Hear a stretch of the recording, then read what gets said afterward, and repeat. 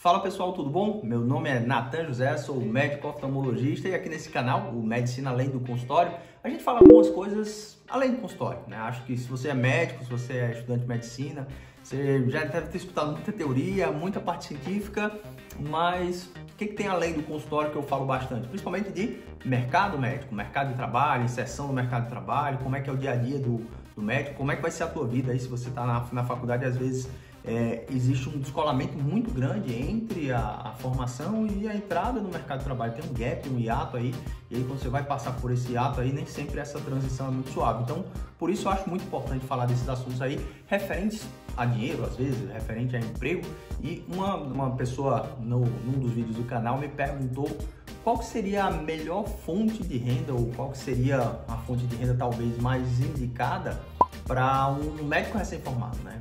De onde é que você vai tirar o seu dinheiro e principalmente se considerarmos aí que esse médico está tentando estudar ou se preparar para uma subespecialização ou para uma especialização para residência médica. E aí a gente vai elencar os cinco fontes de renda. Na verdade ele colocou 4 lá e eu acrescentaria um quinto, que é justamente o consultório, né? A medicina além do consultório, eu falo muito também sobre montagem de consultório, que a meu ver para mim, na minha concepção de mercado, na minha concepção de trabalho médico, na minha prática médica diária, é o suprassumo da medicina, né? É onde você consegue desempenhar a medicina com mais tranquilidade. Às vezes você está tão viciado nesse atendimento meio corrido de fazer ambulatório, fazer PS, que quando você senta no seu consultório, você diz, cara, eu não sabia que esse mundo existia, né? E eu já estou nesse mundo aí há 6 anos e adoro e pretendo continuar por aqui até o final da minha carreira médica, né? Mas consultório é um deles, né? Mas os outros 4 que ele falou lá foi, obviamente, Unidade Básica de Saúde, PSF. Segundo, os plantões, as urgências da vida, o PS da vida, as UPAs, né? Terceiro, ele colocou o concurso público. E quarto, perícia médica, né? Então a gente vai falar sobre cada um desses, o quinto seria o consultório, né? E logo de cara, eu destacaria os 2 últimos como as 2 opções que não faria tanto sentido para você que é médico recém-formado. Não faria tanto sentido. Perícia médica, que tá meio que na modinha agora, não, pô, larga o plantão, vai fazer perícia médica, perícia é um mundo tal. Eu já fiz perícia médica por um tempo, saí da perícia médica, não gosto de perícia médica, né? Apesar de ter um bom valor agregado, né? Pra você ter uma ideia, tem perito que ganha numa perícia, minhas perícias em média pagavam o valor de um plantão, né? Mas eu conheço perito que ganha 5 vezes mais, que ganha 5, que ganha 10 mil reais por uma única perícia, né? Mas a gente já fala sobre perícia e o quinto seria consultório, né? E por que não esses 2 últimos?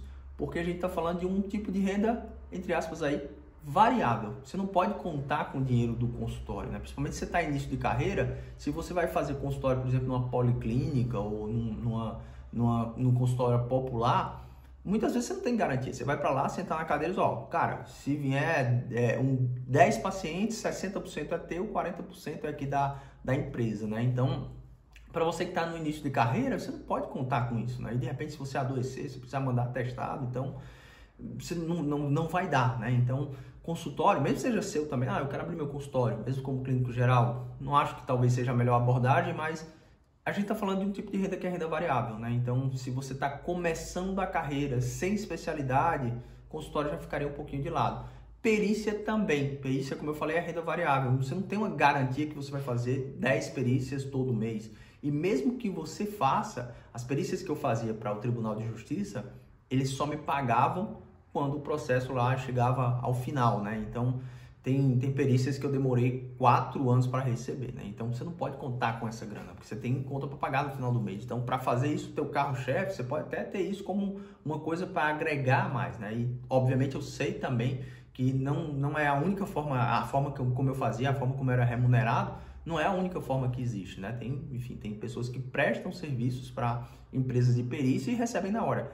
Mas você sem especialidade, sem sub, não acho que seja o melhor caminho. Novamente, renda variável, você está entrando no mercado de trabalho agora, então esses 2 últimos, perícia médica e consultório, não acho que sejam as melhores opções, né? Agora, nos outros 3, a gente falaria, e a gente está vindo ao contrário, né? A gente foi na quinta no consultório, descartou, né?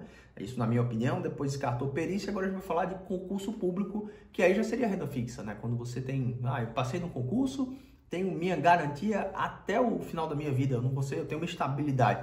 Será, cara? Você já parou para pensar sobre isso? Ou você já entendeu que existe uma diferença entre um funcionário público e um empregado público? Você já procurou saber se esse concurso que você está querendo entrar aí, você vai ser estatutário ou se você vai ser seletista, se você vai receber por CLT? Tem algumas diferenças, tá? E de maneira geral, é bem melhor ser estatutário. Você tem estabilidade, praticamente impossível você ser demitido, né? Você vai se aposentar com o teu salário integral, né? O CLT não, ele vai se aposentar lá pelo INSS, né? Que vai recolher o teto do INSS, acho que deve ser na faixa aí de 5 salários mínimos, né?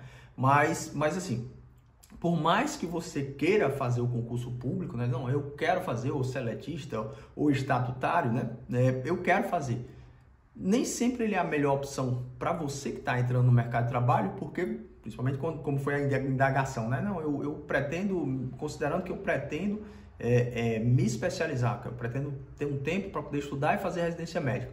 Imagina que você passa no concurso público e você está lá aproveitando a parte boa do concurso, que é estabilidade, férias, 13º, de repente você adoecer e ter uma garantia.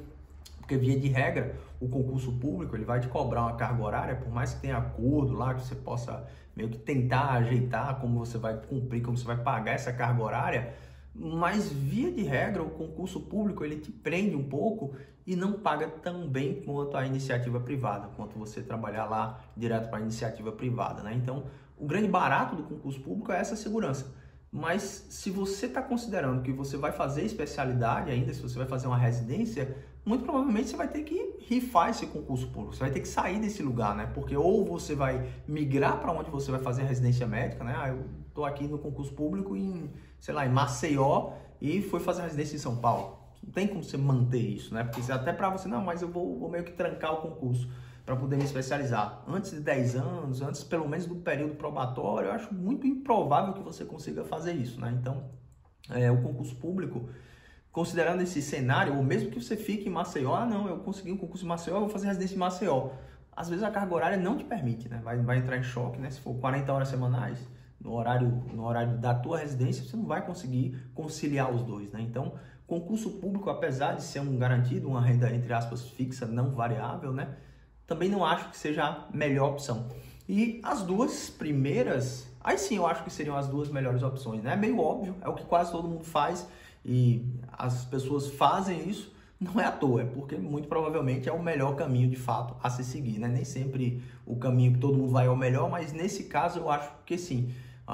No caso da unidade básica de saúde, tem um nível de complexidade menor, você vai se dar o luxo de poder ser gente como todo mundo, né? O que seria ser gente como todo mundo? É dormir na hora que todo mundo dorme, é almoçar na hora que todo mundo almoça, né? Parar para comer, parar para ir no banheiro com calma. No PS nem sempre você tem isso. Só que o PS tem uma grande vantagem.